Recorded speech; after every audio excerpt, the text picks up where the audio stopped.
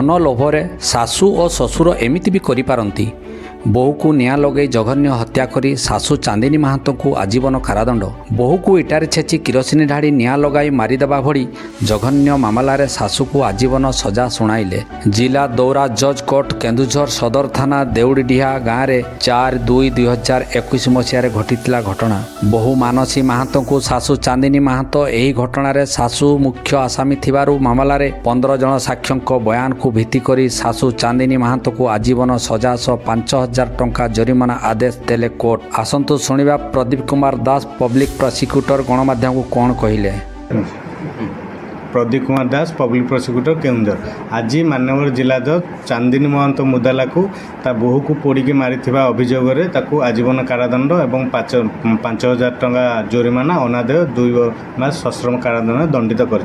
घटनाक्रम चांदिनी महंतर बोहू मानसी महंत ता पुओ को विवाह करथिला 2018 मसीह।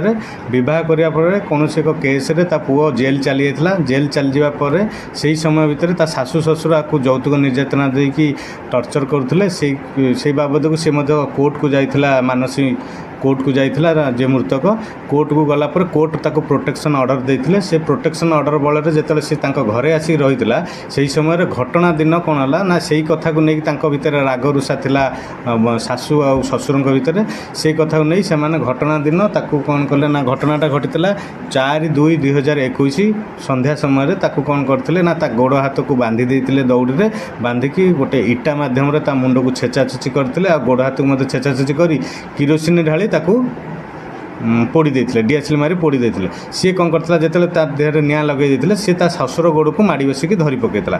माड़ी बसी धरिया फल ता ससुरटी मध्ये निआं लगी जाइतला। तार मध्ये 2टा गोड़ पोड़ी जाइतला।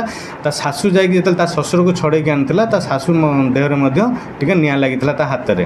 तापर कोन हला ना सी कबाड़ दे देला भय रे कबाड़ दे देला। एमाने सेटा को माने निआं लगी जाइथा रो ये दबा पई कि से माने पाळगदरे आसी निआं लगे देथिले। निआं लगे देला पर पाख पड़ोसी देखिकी पुलिस स्टेशन और फायर ब्रिगेड को डाकी। फायर ब्रिगेड और पुलिस आसिक जो उद्धार करते चांदिनी महंत घर भर उद्धार कला से देहर पूरा निआं लगी प्राय पोड़ी जाइथिला। सी से बयान पुलिस और फायर ब्रिगेड को देइथिला जे मते माने बांधिकी गोड़ हाथ को बांधिकी इटारे छेचिकी मो देहरे निआं लगे देछन। तापर सांग सांग ताको ट्रिटमेंट पाई कि केन्दुझर हॉस्पिटल गणा हेतला। केन्दुझर हॉस्पिटल ले ताकर मृत्युकालीन जमानबंदी डॉक्टर रेकर्ड करथिले आ पुलिस उपस्थित थिला।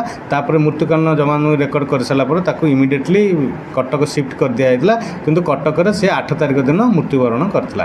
एही केस रे आज मानवर अदालत मृत्युकालीन जमानबंदी 15 जन साक्षी प्रमाण को भित्ति करिकी आज ताको चांदिनी महंत को आजीवन कारादंड दंडित करछन्ती एवं 5,000 टका जोरिमाना अनादेय 2 मास सश्रम कारादंड दंडित करछन। आउ मध्य एही केस रे तार ससुर मध्य आक्यूज थिला जे कि अंडर ट्रीटमेंट थिबा अवस्था रे 5 मास रे 3 मास पर मृत्युवरण करथिला। सेही जेहेतु ता गोड़ हाथ पोड़ी जाइथिला सेही पोड़ा फल से मृत्युवरण अंडर ट्रीटमेंट समय करथिला। केन्दुझर जिला राजेंद्र कुमार महाकुड़ों रिपोर्ट अनंत न्यूज।